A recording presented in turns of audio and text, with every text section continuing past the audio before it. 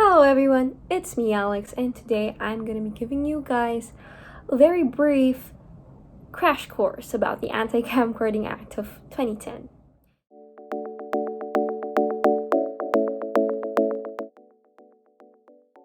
So I'm going to be sharing with you guys a few of the most basic yet essential things that you have to know about the law. These include the who's, the what's, and the when's. So, the Anti-Camcording Act of 2010 is also known as RA 10088. Its authors are the following: William Defensor Santiago, Jingo Ejercito Estrada, Mar Rojas, and Alan Peter Cayetano, who were all senators at the time that the law was filed and enacted. It was filed November 11, 2009, of which it got approved May 13 the following year. Its scope is national, which means that it covers the entire Philippines. Okay, so now I'm going to be moving on to the specifics of the law, and I will be talking about its prohibitions.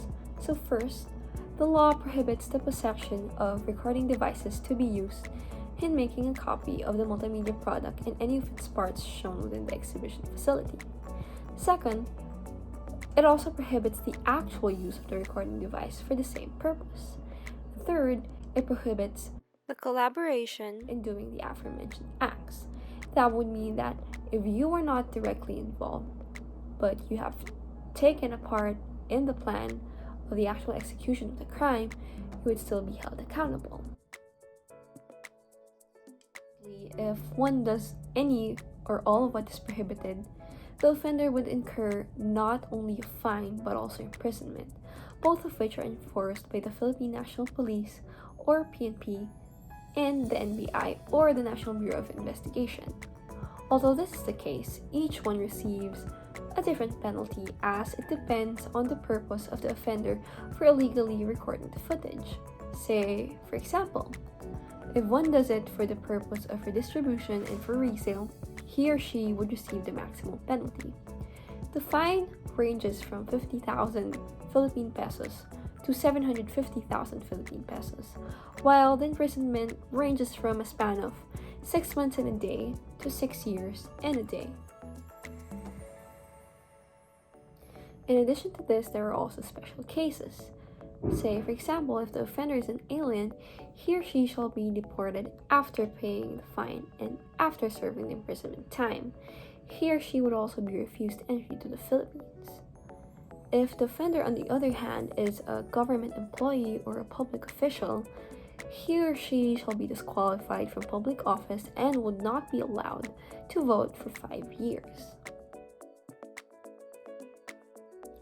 Simply put, it is a law which doesn't allow its audiences to have personal copies of the things that they watch, which include films and music videos.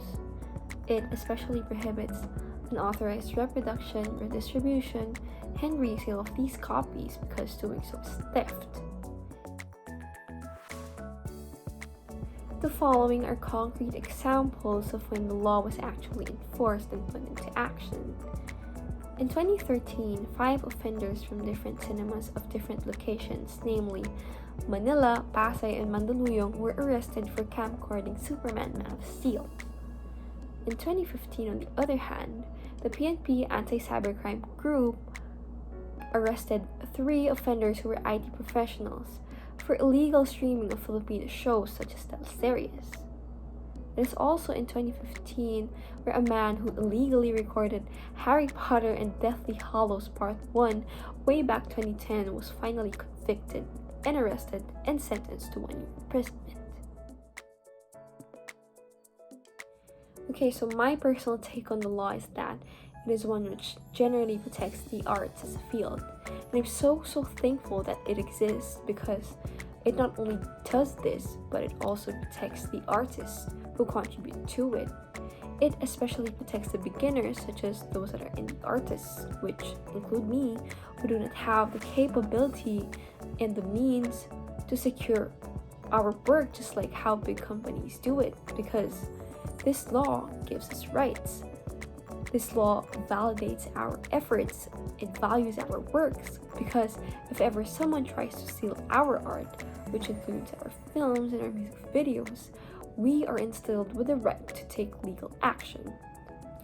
Because of it, we cannot be bullied by those who are out to get artistic content, because we legally have the right to claim the credit for what is ours.